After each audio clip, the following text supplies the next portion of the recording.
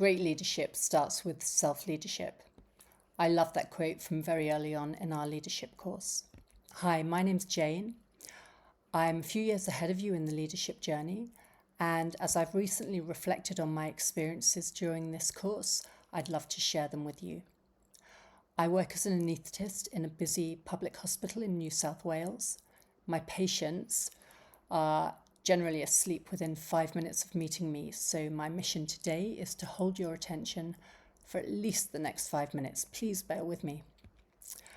My development of choice was to develop an adaptive leadership mentality in order to facilitate collaboration between the various stakeholders within our theatre departments, namely the different disciplines of surgeons.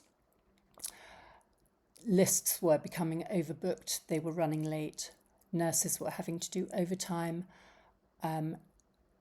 spirits were dropping, and efficiency was overall reducing.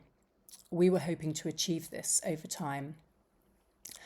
Now, surgeons are stereotypically demanding, unapproachable, and have a God complex, so I knew my work was cut out for me.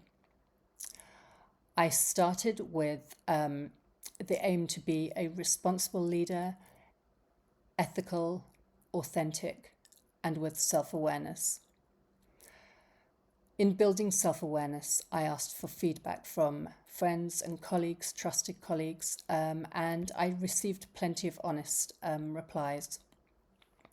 Growth areas were courage, giving feedback, and speaking up. I knew I had some work to do. I also took it upon myself to develop a practice of mindfulness, aiming to meditate daily. Ideally, this would have been twice daily. In practice, it was weekly, if not fortnightly, to start off with. But over time, that has improved, and it gives me time to refocus, re-energize, and prepare myself for my next chaotic event, whatever might be happening within the hospital. Authenticity, I feel that I have, there was not much required there. I'm very real, I'm very honest. I have 4 teenagers at home who will absolutely pull me back into line if that was ever not the case.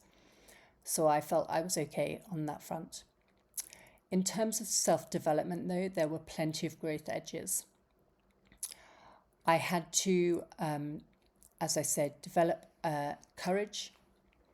I had to reduce my dysfunctional mental habit thinking, certainly my perfectionism. I knew this was going to be a long process, approaching the surgeons and then asking them to change their practice. I knew it would be difficult, but I had to accept that any small win was a win nevertheless, and it was progress forward.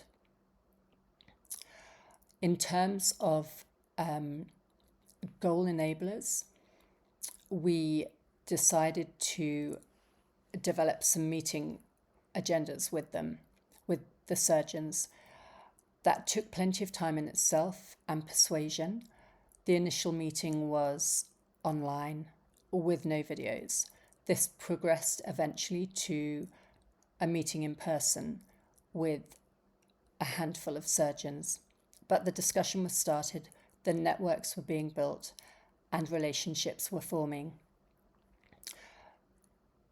We still have plenty of improvements to make, but we have developed a formula whereby communication has improved and morale is certainly better than it has been for many years.